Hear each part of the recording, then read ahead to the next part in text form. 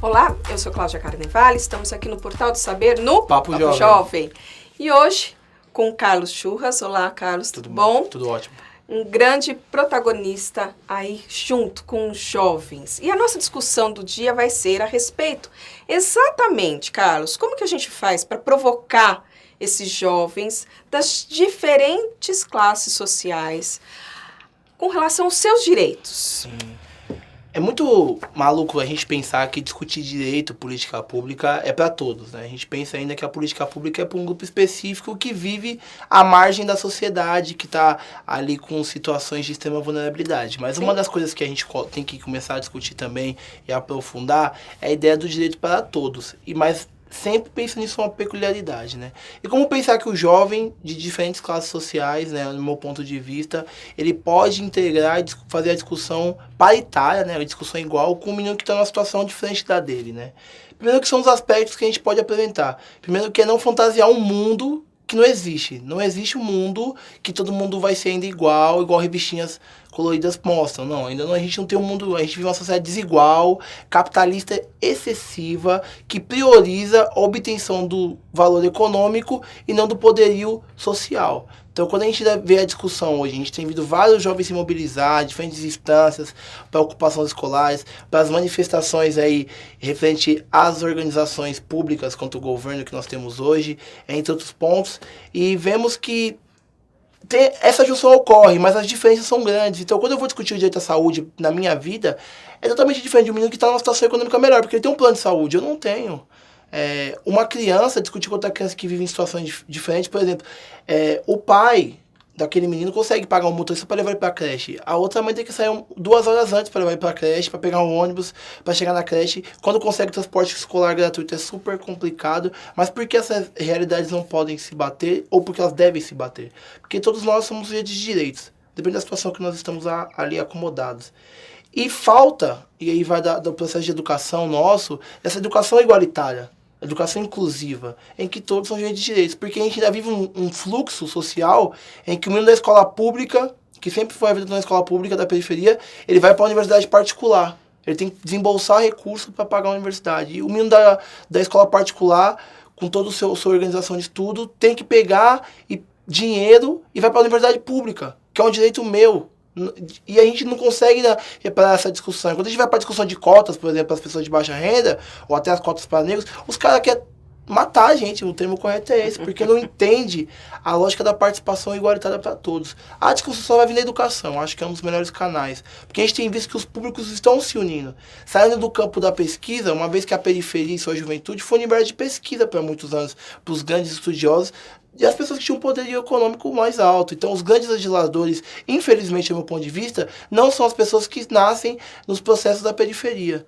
Então, o cara, quando ele chega de uma vivência periférica na comunidade, entendeu que a sociedade, ele vira um mártir midiático, mas ele não é avaliado como um sujeito de direitos. E aquilo, muitas vezes, pode até ser prejudicial para o desenvolvimento que ele pode ter na comunidade, nas ações, né? E o dia a dia nosso é muito incomum e violador. Que a gente passa na rua, a gente não interessa quem está do nosso lado, né?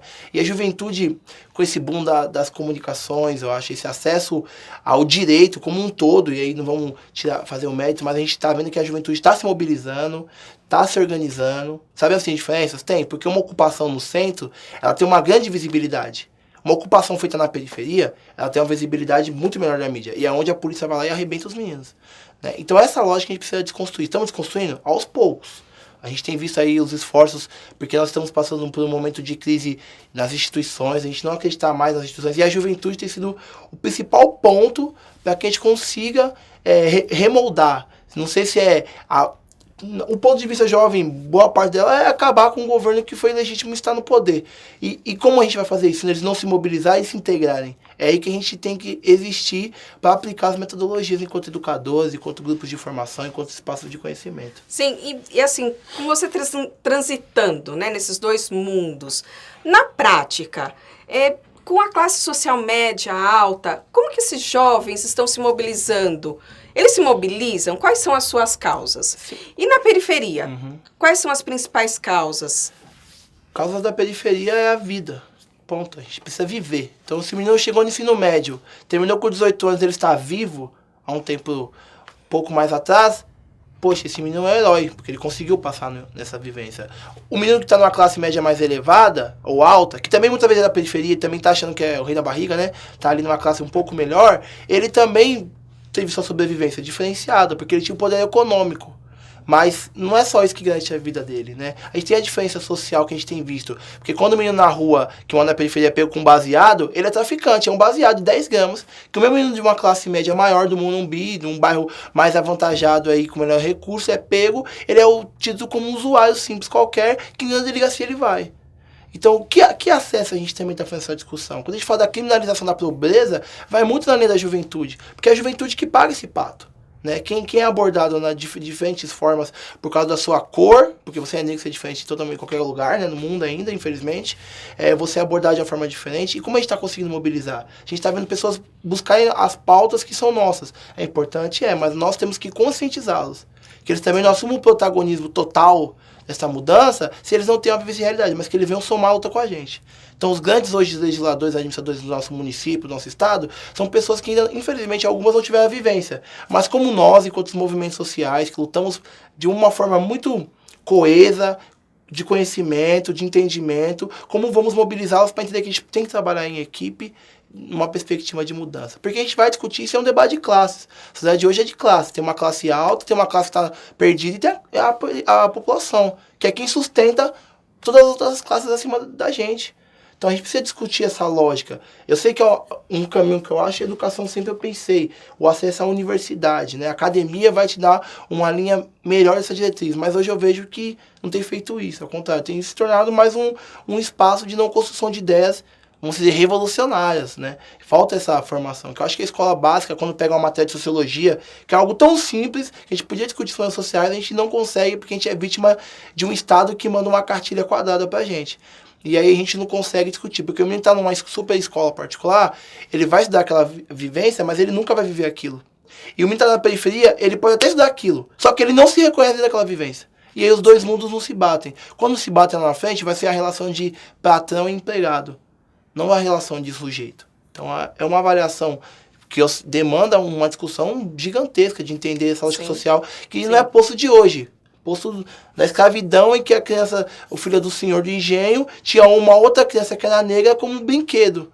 Então, é uma construção que nós temos que fazer social, de entender qual o papel da juventude, de entender qual o respeito que nós temos da juventude. Quando no artigo 4 fala que ela é um sujeito peculiar em desenvolvimento, a criança e o adolescente, depois ele vai ter o uso da juventude, que vai dar suas diretrizes enquanto jovem para se alocar no mercado de trabalho, na sua vida social. Então, é um pensamento que a gente se fala até demais sobre o tema, mas ele é de extrema importância. Como a gente vai categorizar essa discussão? Que ela saia de um patamar utópico, que ela venha para um patamar que a gente está pisando no chão firme e vendo uma realidade que está sendo mudada. Porque quando a gente está falando aqui, quantos mil jovens são assassinados no Brasil por ano? 60 mil. Então, qual mudança que a gente vai fazer? Diferentes classes. Então, a gente precisa começar a discutir esse ponto. Eu acho que o Churras colocou bem. É uma discussão antiga, mas extremamente necessária, da gente poder trazer aqui e discutir, convidar vocês para discutir aqui com a gente.